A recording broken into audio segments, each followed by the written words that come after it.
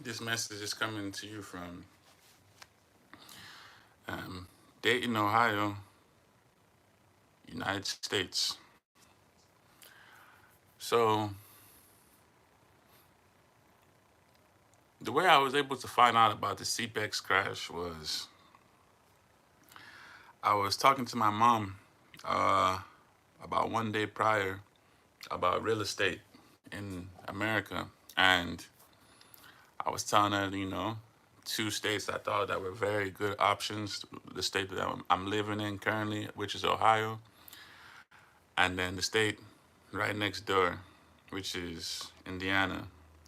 So wherever you are, just picture it like, you have a border state and you want to invest in both. So I now said, yeah, if you want to make the money quick, because I said that the properties that we have in that area, we can buy them possibly cash. So if you want to now buy those properties quick, what you should do is we should maybe put the money in crypto. And she now, she now was like, don't involve me in anything like that. Or if you want to put my money, don't put my money in anything like that. Or I've been scammed like that before. I've taken a lot of losses. So apparently, there's people who have similar groups in the U.S. Even I've had a situation before where somebody who was posing like an investor said that he knew about crypto is what they call social engineering. He was imitating someone else's profile. Then I invested 600 into like Binance.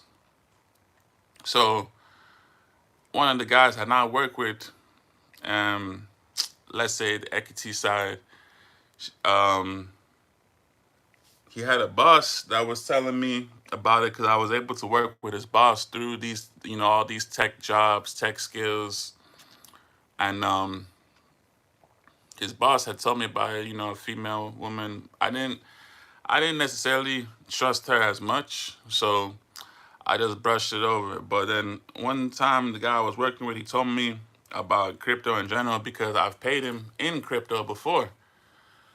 Back in those days, man, bro, we like because over that side, sometimes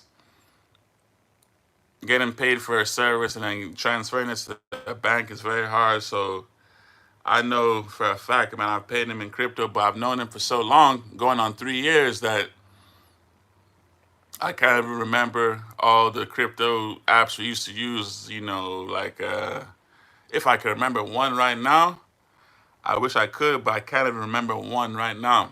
So next thing you know, I said, you know what? When he told me about it, I was like, yeah, no, let's. I just brushed it off. But luckily, I was able to come into a good lump sum of money. So I was now asking him like, man, bro, do you know anything I can invest in?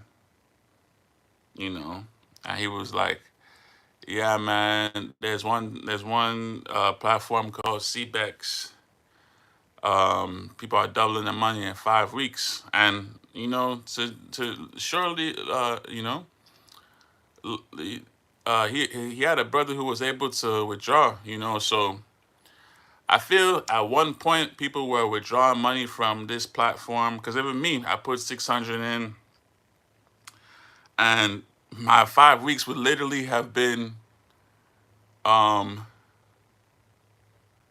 my 5 weeks would literally have been um the week it crashed, which would have been the 19th. Because I was hearing, I think around the 16th, people were complaining about how the platform crashed, and my 5 weeks would have been the 19th. So now, granted, I'm not saying 600 is something that $600 is something that you shouldn't feel bad about losing. I'm not saying that, but had I lost that now, I would have at least felt not that bad because it's like you could lose a lot more. I was hearing people losing their life savings, people committing suicide. My mom told me it's very sad. It's like a side note.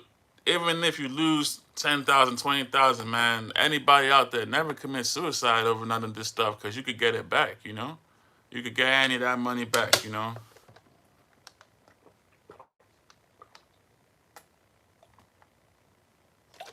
Never kill yourself. You can get that money back. But long story short, around, I think it was around between the 4th and the 10th, that's when I told them, yeah, man, emergency came up. I needed to take my money out. So I now started seeing the structure of the business. It's an Oga on top of an Oga on top of an Oga. And my mom was looking at me like, man, this guy's telling you about something that's scam. But I'm like, no, he didn't tell me about, I mean, he knew about it, but he didn't tell it to me as if it was a scam. I was the one who asked him, do you know anything where I could invest my money in? Because me and him have a lot of projects we're usually doing, from a game that we're working on to different animation projects to like we were building my Shopify store, Etsy. That's the main stuff he's worked uh, with me on. So now I'm looking at it like around that time I said it was an emergency because the funds that I was having was running low. So I wanted to just kind of pay my rent off of that. And long story short, I was able to withdraw my money. I made probably about 150 on that investment because, like I said about the guys inside the organization, obviously he's not one of the people who is running the platform. So each time we want to withdraw, they'll make you email somebody, I guess, that's doing the investing for people. And they'll say the reason why they're doing that is because they want to make sure it's not a scam. A lot of people have been scamming the crypto accounts, and they'll think it's a scam because you're trying to take it out before 5 weeks. So I was able to withdraw my money. 2 weeks later, I seen the whole platform crash, and I was happy. I told my mom about that, or I even gave her the idea, not because I wasn't happy about it because I wanted her to alert me about somebody. I mean, that she felt she couldn't, she felt that I should not trust. I was happy about it because when I see stuff like that is not legit and it's not working, then I have to just find another means. Because even besides the day after she told me, it was literally like a movie. Everywhere I'm seeing people saying, "Oh, Cbex crashed." They're burning hats over the conference. They're telling people this stuff was not legit. Yeah, it was just bad. People are committing suicide apparently because they put their whole life savings in it. And it wasn't good, man. It wasn't good. So I just like I said, I was able to take my money out, but I seen the whole platform crash, and it was sad because it's just another sign that shows you. So, a lot of businesses, they want to just scam. They don't want to be legit in developing countries. And even me, that I'm in America, I heard about it because like I said, I do business with somebody from Nigeria. But overall, I look at it like you know, it would have been a long time before, not a long time, but maybe at least 3 to 4 months before I could even have put something nice in there, like 2,000, um, 10,000, whatever. Really, the most I would have probably done is 2,000. I can't even lie to you. Anybody who's putting just 10,000 blindly, 20,000 blindly in something that you just heard somebody talk about is risky, man. It's very risky because I looked at it like if I put 600, I'm not saying 600 not a lot of money, but I'll feel better about just losing 600. And I even told myself, I said the most I ever put is 2,000, something like that, because if they say it doubles every 5 weeks, 2,000 to 4,000, that's 5 weeks. 4,000 to 8, that's 10 weeks. 8 to 16, that's now 15 weeks. 16 to 32, That's now 20 weeks, 20, 32, 64. That's 25 weeks. So I'm looking at it like, if they're saying what they're saying is legit, I don't need more than $2,000 to make about 60,000 in 6 months. So they're not gonna get me just to put something crazy like 10,000. That's how they get people bad. And then I also look at any business like I have to cash out at least once before I can keep on trusting any process. So the long story short of what I want to say is that don't just be anybody that was affected in Nigeria. My heart goes out to you. I pray for you. I'm sorry that you had to go through that, but people shouldn't always be quick to judge people either, because now when you see people like that B Lord guy that is making a lot of money from crypto, when you finally get to that area of success, everybody hails you and they congratulate you. But when you're now struggling and you make bad decisions, everybody's looking at you, pointing at you, like, you're such a fool. How could you have believed it? How could you have done it? Why would you trust that person? Why would you believe that person? Why would you do it? But if you not succeeded at the same crypto investing, everybody will be saying, I know that guy. That's my cousin. That's my son. Oh, he has one estate that's called Davido Estates. They'll congratulate you. But it's like,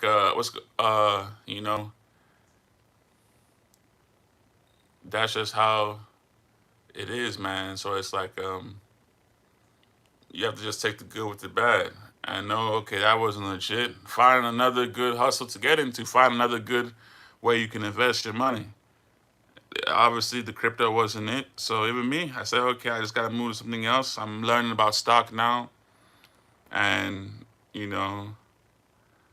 I just don't judge anybody because, I thought it was legit too. When I talked to one person, one of the girls, like I said, when I talked to my friend's boss, I just felt like she was just trying to play me, like, she just wasn't, couldn't trust her. But when I talked to my friend, he actually invested too, but he invested probably about half of what I did. So he found out it wasn't legitimate. Then he just go on with life. So it's like, I can't judge anybody because I thought about it. It didn't work.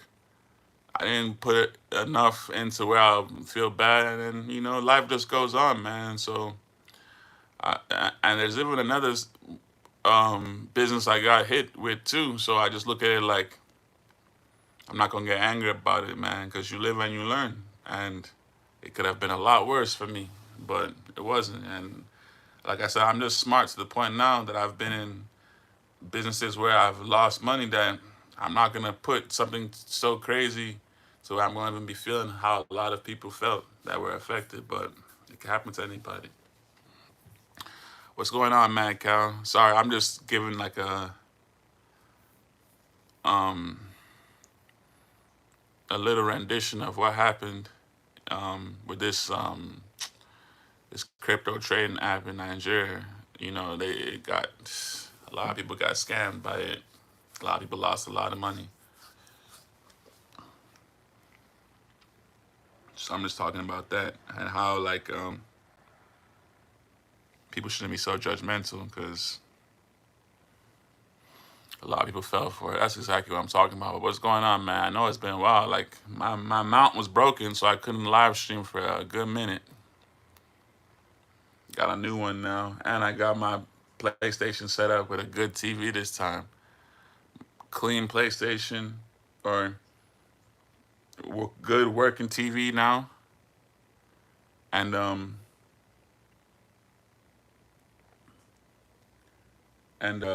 PlayStation that's working. So I'm gonna end this live just because I'm supposed to transfer this to somebody, send this clip, this video to somebody so he could translate it to Yoruba for me.